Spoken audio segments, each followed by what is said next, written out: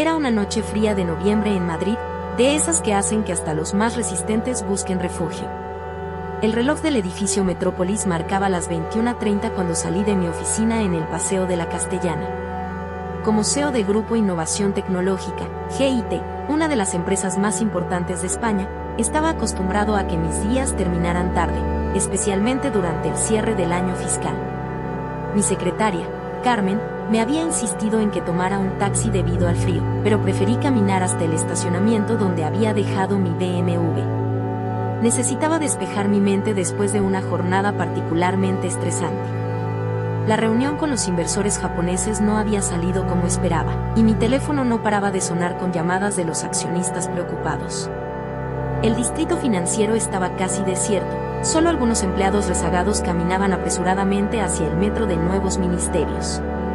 Las luces de los rascacielos se reflejaban en los charcos dejados por la llovizna de la tarde, creando un espectáculo de luces que contrastaba con la oscuridad del cielo madrileño. Mientras caminaba, pensaba en la cena que me esperaba en casa. Mi ama de llaves, Pilar, siempre me dejaba algo preparado, probablemente una de sus famosas tortillas de patatas o un cocido madrileño recalentado. A mis 45 años, la soledad de mi ático en La Moraleja se había vuelto una costumbre más que una molestia. El sonido de mi iPhone rompió mis pensamientos. Era Alberto, mi director financiero, con noticias sobre la posible fusión con una startup valenciana. Javier, los números no cuadran. Necesitamos revisar la valoración antes de... No llegué a escuchar el final de su frase. Mientras cruzaba la calle Orense, distraído con la llamada, no noté el Seat León rojo que se aproximaba a toda velocidad, ignorando el semáforo en rojo. Todo sucedió en cuestión de segundos. Escuché un grito, cuidado, y sentí un fuerte empujón que me lanzó hacia la acera. El impacto contra el suelo fue fuerte, pero amortiguado por mi abrigo de cachemira. Mi maletín de cuero italiano voló por los aires, esparciendo documentos por toda la calle. Cuando logré incorporarme, aturdido, vi una figura tendida en el asfalto. Era una mujer, vestida con varias capas de ropa gastada. Su cuerpo delgado yacía inmóvil, mientras el conductor del Seat León frenaba bruscamente varios metros más adelante. Un grupo de transeúntes comenzó a congregarse alrededor. Con manos temblorosas, marqué el 112. La operadora me respondió con voz calmada, pidiéndome los detalles de la ubicación. Mientras esperábamos la ambulancia, me acerqué a la mujer. Su rostro, aunque sucio, mostraba una serenidad desconcertante. Aparentaba unos 35 años, y a pesar de su situación actual, se notaba que alguna vez había tenido una vida muy diferente. Los minutos siguientes fueron un torbellino de actividad. Las sirenas de la ambulancia rompieron el silencio de la noche madrileña. Los paramédicos trabajaron con eficiencia, estabilizando a la mujer y preparándola para el traslado. El conductor del Seat León, un joven que apenas había salido de la universidad, lloraba mientras daba su declaración a la Policía Nacional que acababa de llegar. Me ofrecía acompañarla al hospital, pero los paramédicos me sugirieron que mejor me dirigiera al Hospital La Paz por mis propios medios, para que también me revisaran. En el camino, no podía dejar de pensar en aquella mujer. ¿Qué circunstancias la habían llevado a vivir en la calle? ¿Cómo alguien que la sociedad había marginado podía tener tal instinto de sacrificio? Llegué al hospital poco después que la ambulancia. La sala de urgencias estaba sorprendentemente tranquila para ser una noche de jueves. Mientras esperaba noticias sobre mi salvadora, una enfermera me atendió, confirmando que solo tenía algunos rasguños y un golpe en el hombro izquierdo. Pasada la medianoche, el médico de guardia, el doctor Ramírez, me informó que la mujer estaba estable. Ha tenido mucha suerte, me dijo, solo tiene contusiones leves y una pequeña fractura en el brazo derecho. Pero necesitará reposo y cuidados. Cuando pregunté por su nombre, me dijeron que no llevaba documentación y que se había negado a proporcionar información personal. Esa noche, mientras regresaba a casa en un taxi, con el hombro vendado y la mente dando vueltas, tomé una decisión. Encontraría a esta mujer y le devolvería el favor. No podía permitir que alguien que había arriesgado su vida por mí volviera a las calles de Madrid. Los días siguientes al accidente se convirtieron en una obsesión por encontrar a mi salvadora. Después de una noche inquieta en mi ático de La Moraleja, donde las imágenes del accidente se repetían en mi mente como una película en bucle, me presenté temprano en el Hospital La Paz. Para mi frustración, me informaron que la mujer se había marchado durante la madrugada, aprovechando un cambio de turno de enfermería. Lo siento, señor Martínez, me dijo Laura, la enfermera jefe, mientras revisaba los registros en su computadora. Solo tenemos anotado que rechazó el tratamiento adicional firmando el alta voluntaria. Ni siquiera pudimos conseguir su nombre completo. Me mostró el formulario donde apenas se distinguía una firma ilegible. No me di por vencido. Esa misma mañana, en mi oficina del Paseo de la Castellana, convoqué a una reunión urgente con Miguel Ángel Ruiz, el jefe de seguridad de GIT. Le pedí que consiguiera las grabaciones de todas las cámaras de seguridad del área donde ocurrió el accidente. También contacté con Ricardo Vega, un exinspector de policía que ahora trabajaba como investigador privado. Necesito encontrarla, le expliqué a Ricardo mientras tomábamos un café en el café comercial de la Glorieta de Bilbao. No es solo gratitud, hay algo en ella que me intriga. Ricardo, un hombre corpulento con décadas de experiencia en casos difíciles, asintió mientras tomaba notas en su gastada libreta. Las primeras pistas comenzaron a llegar esa misma tarde. Las cámaras de seguridad del Banco Santander habían captado buenas imágenes de la mujer en los días previos al accidente.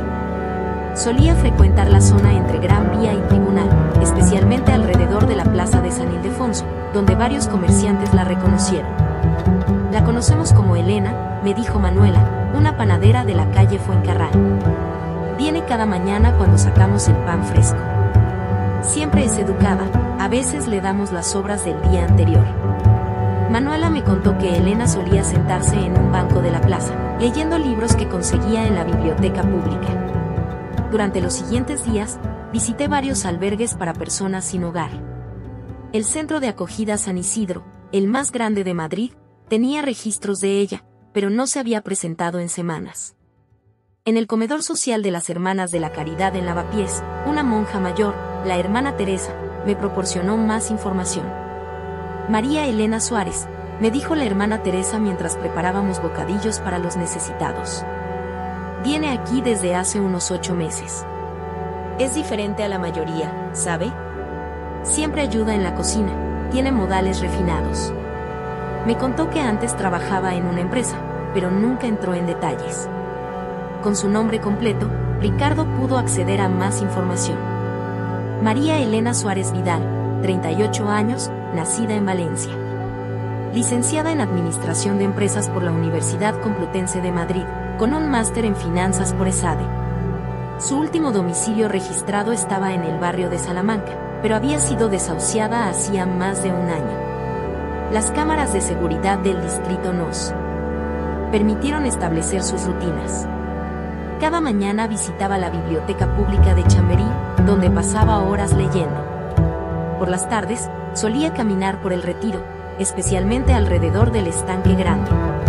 Las noches las pasaba en diferentes lugares, principalmente en el parque de la Plaza del 2 de Mayo o bajo los soportales de la Plaza Mayor cuando llovía. El tercer día de búsqueda, recibí una llamada de Manuela, la panadera. Ha venido esta mañana, señor Martínez. Parecía más cansada que de costumbre, cojeaba un poco. Esta información me llevó a intensificar la búsqueda en la zona de Malasaña. Esa tarde, mientras recorría las calles empedradas del barrio, la vi. Estaba sentada en un banco del parque de la Plaza del 2 de Mayo, leyendo un ejemplar gastado de 100 años de soledad. Su brazo derecho estaba vendado de manera improvisada, y llevaba la misma ropa del día del accidente, aunque había intentado limpiarla. Me acerqué con cautela, consciente de que podría asustarse. María Elena, dije suavemente. Ella levantó la vista del libro, y por un momento vi un destello de reconocimiento en sus ojos oscuros. No parecía sorprendida de verme. Sabía que me encontraría, respondió con una voz suave pero firme, marcada por un ligero acento valenciano. Los ricos son persistentes cuando quieren algo. Su comentario, aunque directo, no contenía amargura, sino una especie de resignada sabiduría. Me senté a su lado, manteniendo una distancia respetuosa. El sol de la tarde bañaba la plaza, donde algunos niños jugaban al fútbol y los vecinos paseaban a sus perros. Quería agradecerte, comencé, me salvaste la vida. No fue nada, respondió, cerrando el libro con cuidado. Cualquiera hubiera hecho lo mismo. Pero ambos sabíamos que eso no era cierto.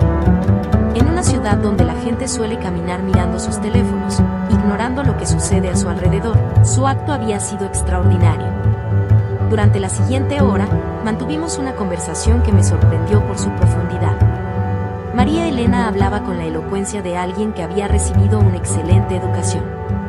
Discutimos sobre literatura, política y la situación económica del país.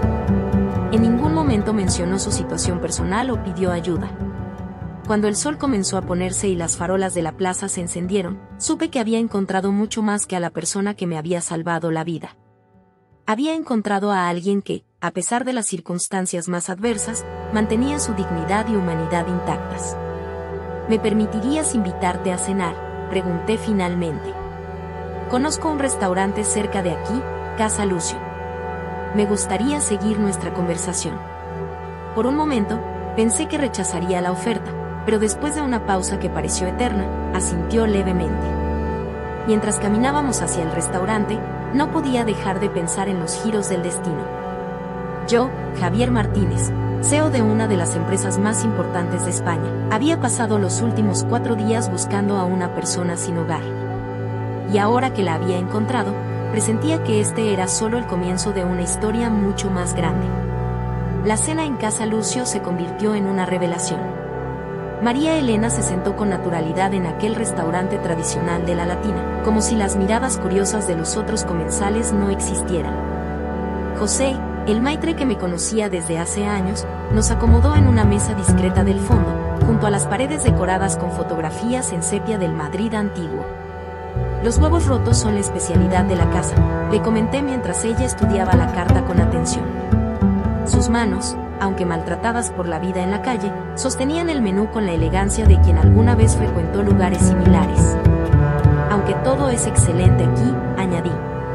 Solía venir aquí, respondió ella con una sonrisa nostálgica. Hace mucho tiempo, cuando trabajaba en Consulting Global. Teníamos oficinas cerca de la Plaza Mayor. Su comentario casual me sorprendió. Consulting Global era una firma respetable que había sido absorbida por una multinacional hace algunos años. Mientras cenábamos, María Elena me contó su historia. Había comenzado como analista junior en Consulting Global después de graduarse con honores de SADE. Su talento natural para los negocios la llevó a ascender rápidamente, llegando a ser directora de proyectos antes de los 30. La vida era diferente entonces, dijo mientras saboreaba un sorbo de Rioja. Tenía un apartamento en Chamberí, planes de futuro, una vida que parecía perfectamente estructurada. La observé con atención mientras hablaba. A pesar de su situación actual, su postura y manera de expresarse revelaban años de educación y refinamiento. El contraste entre su pasado y presente era desconcertante. ¿Qué cambió?, pregunté con cautela. Todo y nada, respondió. Una serie de decisiones, algunas buenas, otras no tanto. Cuando Consulting Global fue adquirida, muchos fuimos despedidos. Usé mi indemnización para iniciar mi propia consultoría. Sus ojos se iluminaron al hablar de su empresa. Suárez y Asociados. Éramos pequeños pero teníamos potencial. Mientras el camarero retiraba los platos del primer tiempo, sentí que era el momento adecuado.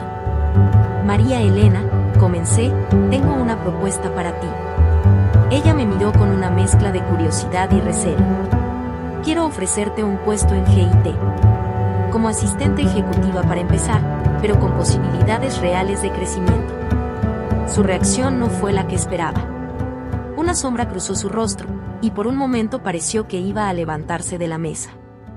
¿Por qué?, preguntó finalmente. ¿Es por el accidente? No me debes nada, Javier. No es por el accidente, respondí con sinceridad.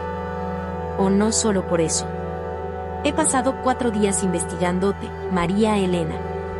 Tienes un currículum impresionante, experiencia en el sector, y algo que no se puede enseñar, integridad. Salvaste mi vida sin pensar en las consecuencias, sin esperar nada a cambio. Eso dice más sobre ti que cualquier título universitario. El silencio que siguió fue interrumpido por el camarero trayendo los platos principales. María Elena contempló su merluza a la romana mientras organizaba sus pensamientos. Las cosas no son tan simples, dijo finalmente. No puedo simplemente volver a ese mundo como si nada hubiera pasado. La gente hablará, harán preguntas. Déjame ocuparme de eso, la interrumpí. Te ofrezco un salario competitivo, beneficios completos, y un adelanto para que puedas establecerte. Hay un apartamento vacío en uno de los edificios de la empresa en Arganzuelo. Puede ser tuyo mientras encuentras algo permanente. Vi la lucha interna en sus ojos. El orgullo batallando contra la necesidad, la desconfianza contra la esperanza. ¿Por qué confías tanto en mí?, preguntó finalmente. Apenas me conoces. Porque confío en mi instinto, respondí. Y porque en todos mis años en el mundo empresarial, he aprendido que el carácter es más valioso que cualquier habilidad técnica. Tú tienes ambos. Mientras el postre llegaba a la mesa, torrijas caseras con helado de vainilla, continué explicando los detalles del puesto. Le hablé sobre el equipo, las responsabilidades, los proyectos en curso. María Elena escuchaba atentamente, haciendo preguntas perspicaces que revelaban su comprensión del negocio. Necesito tiempo para pensarlo, dijo cuando salimos del restaurante. La noche madrileña era fresca, y las calles empedradas brillaban bajo las farolas. No puedo tomar una decisión así de repente. Saqué una tarjeta de mi cartera y escribí un número en el reverso. Este es mi número personal. Toma el tiempo que necesites. Pero llámame cuando decidas. Y esto, le entregué un sobre, es un adelanto. Úsalo para lo que necesites, independientemente de tu decisión. Vi la duda en sus ojos al tomar el sobre. No es caridad, me adelanté a su protesta. Considéralo una inversión en tu futuro, sea cual sea tu decisión. Los días siguientes fueron una prueba de paciencia. Mientras esperaba su llamada, me encontré reorganizando la oficina para acomodar su posible llegada. Carmen, mi secretaria, me ayudó a preparar todos los documentos necesarios para su contratación. Finalmente, una semana después, recibí su llamada. Acepto, dijo simplemente. Pero tengo condiciones. Su voz sonaba diferente, más fuerte, más decidida. Me contó que había usado el adelanto para comprar ropa adecuada y alquilar una habitación temporal en Lavapiés. Quiero empezar desde cero, explicó. Sin que nadie sepa mi historia reciente. Y quiero tener la libertad de desarrollar mis propias iniciativas dentro de la empresa. Sus condiciones eran razonables, y acepté sin dudar. El día que María Elena se presentó en la oficina, vestida con un traje sastre negro y el pelo recogido en un moño elegante, nadie hubiera adivinado su pasado reciente. La presenté al equipo como una consultora experimentada que se unía a nosotros para fortalecer nuestras operaciones. Mientras la observaba instalarse en su nueva oficina, no pude evitar pensar en los giros del destino. A veces, las segundas oportunidades llegan de las formas más inesperadas, y las personas que nos salvan no solo lo hacen físicamente, sino que también nos recuerdan la importancia de la compasión y la justicia en el mundo empresarial. Las primeras semanas de María Elena en GIT fueron extraordinarias. Su adaptación fue tan natural que parecía haber estado siempre con nosotros. Llegaba temprano cada mañana, mucho antes que el resto del equipo, y a menudo era la última en marcharse. Su oficina, situada estratégicamente entre el departamento legal y el de finanzas, pronto se convirtió en un punto de referencia para consultas y solución de problemas. Sin embargo, comencé a notar patrones extraños en su comportamiento. Al principio eran detalles sutiles, su interés particular en ciertos archivos históricos, las preguntas aparentemente casuales sobre adquisiciones pasadas, las largas horas que pasaba en el archivo digital de la empresa. Como CEO, tenía acceso a los registros de actividad del sistema, y los suyos mostraban búsquedas frecuentes sobre una empresa en particular, Valencia Tech Solutions. Una noche, mientras la mayoría del personal se había marchado, pasé por su oficina.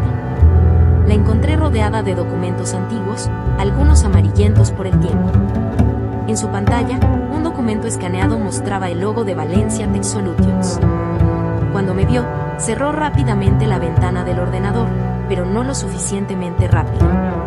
¿Trabajas hasta tarde?, pregunté, intentando mantener un tono casual. La tensión en sus hombros era visible, y por primera vez desde que la contraté, vi algo diferente en sus ojos. No era la determinación habitual, sino una mezcla de dolor y algo más, resentimiento. Estaba revisando algunos casos de adquisiciones anteriores, respondió, organizando los papeles sobre su escritorio. Es interesante ver los patrones que se repiten en las estrategias corporativas. Su voz era controlada, profesional, pero había un temblor apenas perceptible. Me senté frente a ella, consciente de que estábamos en un momento crucial. Valencia Tech Solutions, dije simplemente. Has estado investigando esa adquisición en particular durante semanas. ¿Por qué? El silencio que siguió fue denso, cargado de emociones contenidas. María Elena se levantó y caminó hacia la ventana. Madrid brillaba bajo el cielo nocturno, las luces de los edificios creando un tapiz urbano de luces y sombras. Valencia Tech Solutions no era solo una empresa más, comenzó, sin volverse. Era la empresa de mi familia. Mi padre la fundó en 1985, cuando el sector tecnológico español apenas comenzaba a desarrollarse. La construyó desde cero, con préstamos personales y muchas noches sin dormir. Se giró para mirarme, y la máscara profesional que había mantenido durante semanas se desmoronó. Yo crecí en esa empresa. Mis primeros recuerdos son jugando bajo el escritorio de mi padre mientras él trabajaba en nuevos proyectos. Cuando me gradué de SADE, no me uní inmediatamente al negocio familiar. Quería ganar experiencia por mi cuenta, demostrar mi valía. Por eso trabajé en Consulting Global. Pero entonces, comenzó, y su voz se quebró ligeramente. Mi padre enfermó. Un cáncer agresivo. Me pidió que volviera a Valencia Tech Solutions.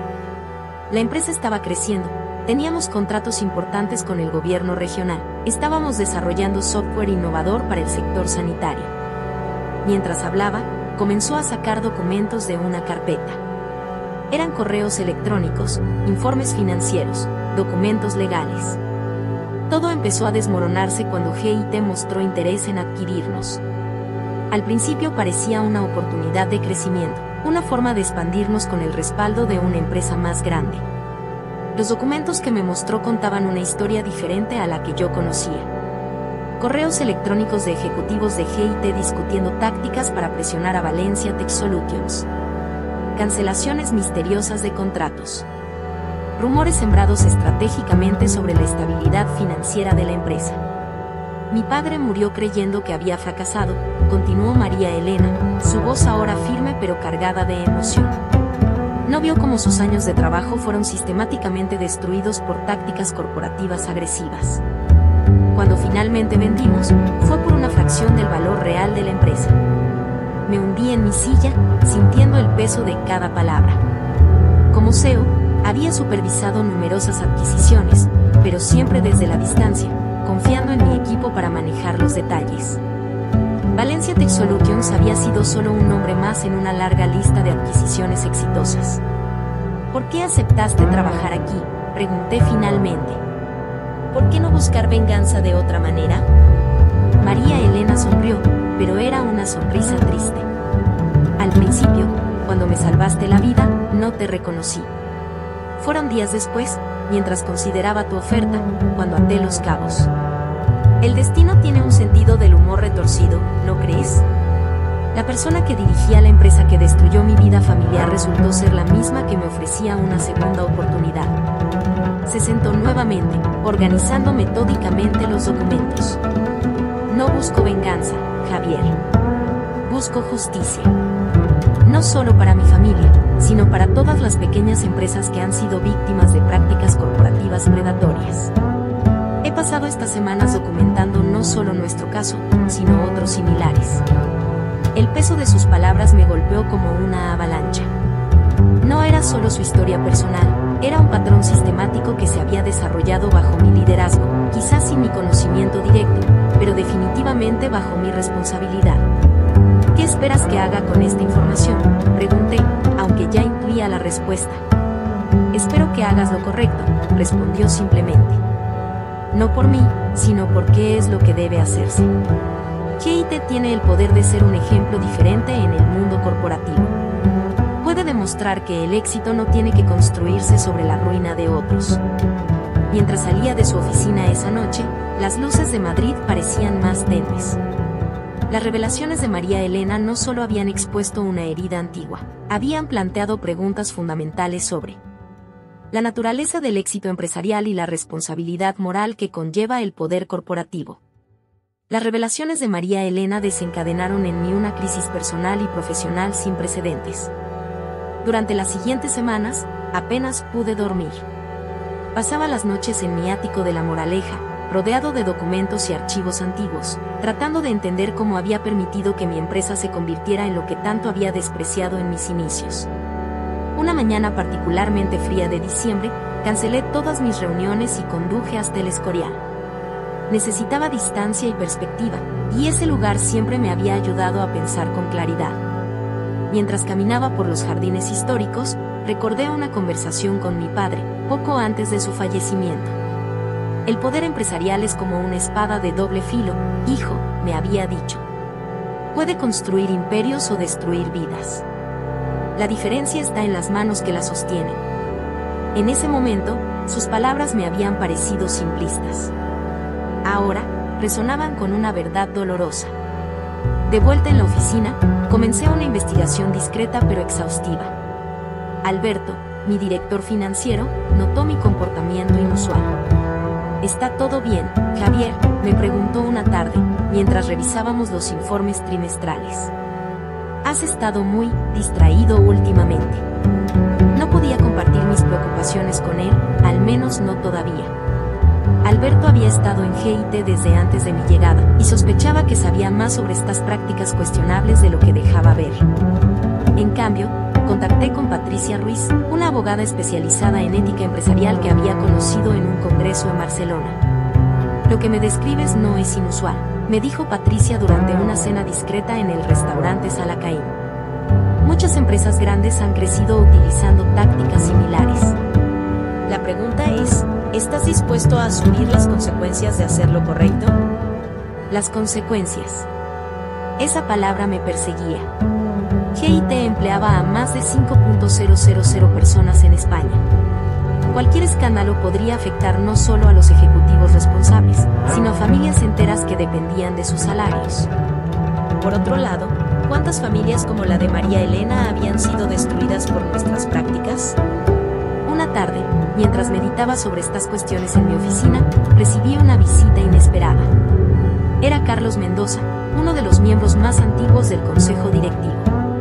He notado que has estado investigando adquisiciones antiguas, dijo sin preámbulos. Su tono era amable, pero sus ojos transmitían una advertencia velada.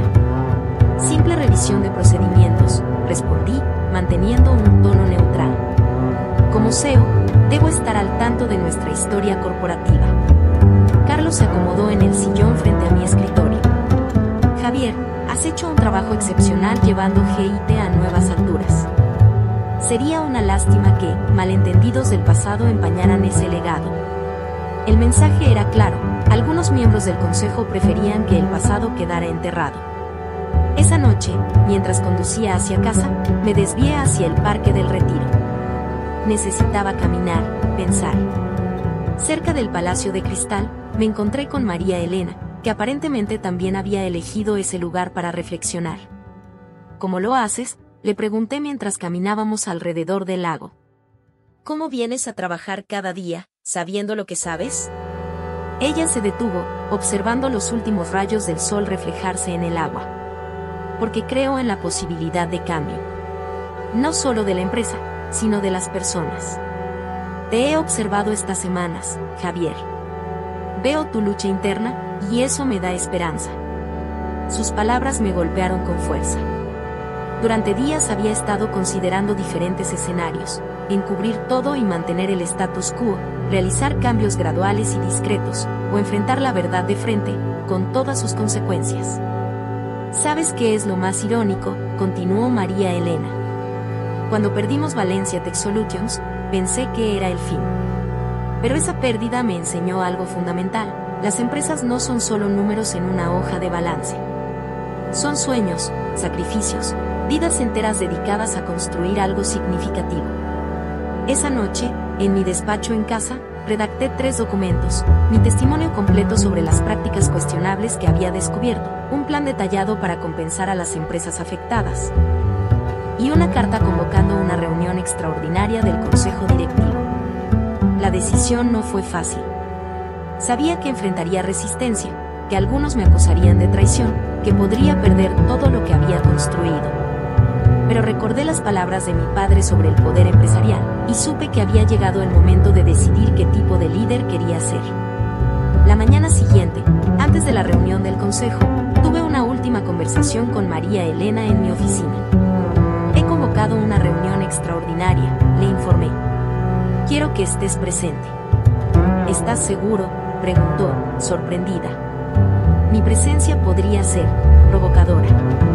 Precisamente por eso, respondí. Tu historia, tu presencia, es un recordatorio viviente de las consecuencias reales de nuestras decisiones corporativas. La sala de juntas estaba tensa cuando entré con María Elena. Los miembros del consejo intercambiaron miradas confusas al verla. Carlos Mendoza, en particular, parecía incómodo. Señores, comencé, los he convocado porque tenemos que hablar sobre el pasado de GIT, y más importante aún, sobre su futuro. Mientras distribuía las carpetas con la documentación que había preparado, vi diferentes expresiones cruzar los rostros de los presentes: sorpresa, incredulidad, preocupación y, en algunos casos, miedo. Lo que tienen ante ustedes es evidencia de prácticas que no pueden continuar. Pero esto no es solo una denuncia. Es una oportunidad de redefinir quiénes somos como empresa y qué queremos representar en el mundo empresarial español. La transformación de GIT no fue un proceso sencillo ni rápido. Los meses siguientes a aquella reunión del consejo fueron intensos y, en ocasiones, turbulentos. Como era de esperar, hubo resistencia. 3 miembros del consejo directivo presentaron su dimisión inmediata, incluido Carlos Mendoza, quien antes de marcharse me advirtió: estás destruyendo el trabajo de décadas, Javier. Sin embargo, donde algunos vieron destrucción, otros vimos renovación. El primer paso fue crear el Departamento de Ética Empresarial y Responsabilidad Corporativa, con María Elena como directora. Su nombramiento causó revuelo en el sector empresarial madrileño, pero su historia personal y su comprensión única de ambos lados del espectro corporativo la convertían en la persona ideal para el puesto. Necesitamos hacer más que simplemente compensar económicamente, explicó María Elena en nuestra primera reunión de planificación. Debemos cambiar la cultura empresarial desde dentro. Su propuesta incluía un programa integral de transformación que comenzaba con una auditoría completa de todas nuestras prácticas comerciales. El proceso de compensación fue complejo. Establecimos un fondo especial de 200 millones de euros para resarcir a las empresas que habían sido afectadas por nuestras prácticas pasadas. Valencia Tech Solutions fue la primera, pero no la única. Durante meses, un equipo dedicado trabajó en identificar y contactar a todas las empresas que habían sido objeto de tácticas agresivas de adquisición.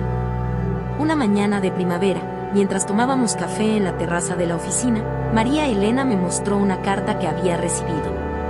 Era de la viuda de su padre. Dice que él estaría orgulloso, comentó con lágrimas en los ojos. No del dinero de la compensación, sino de ver que su hija está ayudando a cambiar el sistema desde dentro. La transformación interna fue igual de desafiante. Implementamos nuevos protocolos de adquisición que priorizaban la colaboración sobre la competencia predatoria.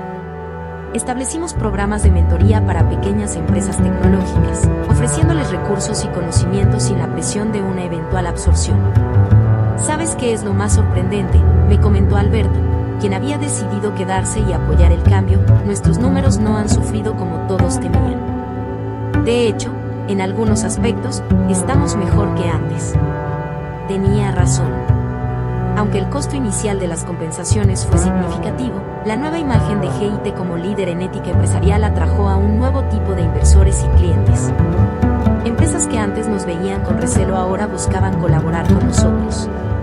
El cambio más profundo, sin embargo, fue en la cultura corporativa.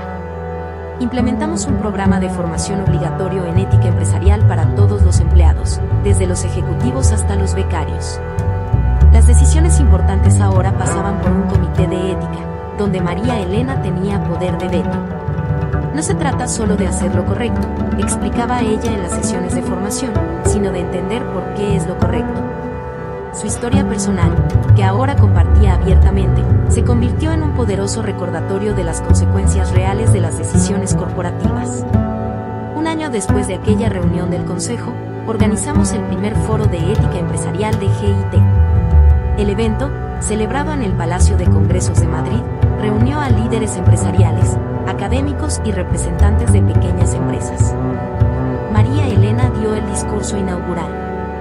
La verdadera fortaleza de una empresa no se mide en su capacidad para dominar a otros, dijo ante el auditorio lleno, sino en su habilidad para crear valor compartido. El éxito sostenible solo es posible cuando elevamos a todos los participantes del ecosistema empresarial.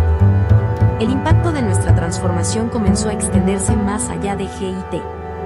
Otras empresas empezaron a adoptar modelos similares.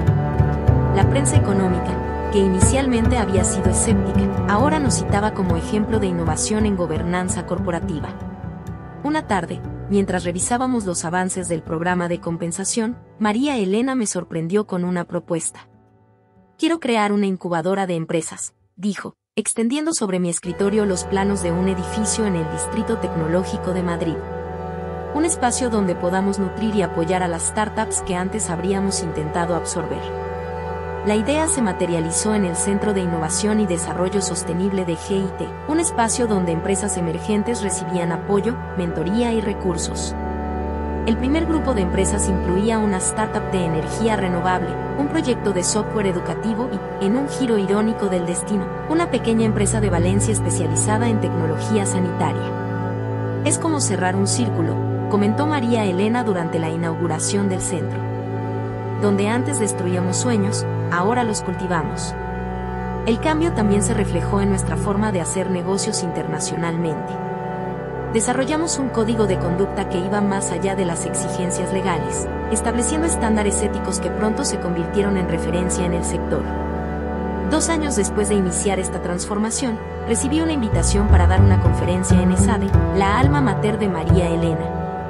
Mientras preparábamos la presentación juntos, reflexionamos sobre el camino recorrido. ¿Te arrepientes de haberme salvado la vida aquella noche?, le pregunté medio en broma. Ella sonrió, esa sonrisa que ahora iluminaba regularmente las oficinas de GIT. Al contrario, respondió. Creo que salvé más que una vida. Salvamos el alma de una empresa, y con ella, tal vez, un pedacito del mundo empresarial. La historia de nuestra transformación se convirtió en caso de estudio en escuelas de negocios de toda España. Pero más importante que los reconocimientos externos fue el cambio en la cultura interna. Los empleados de GIT ya no solo trabajaban por un salario, formaban parte de algo más grande, una empresa que demostraba que el éxito y la ética no son mutuamente excluyentes.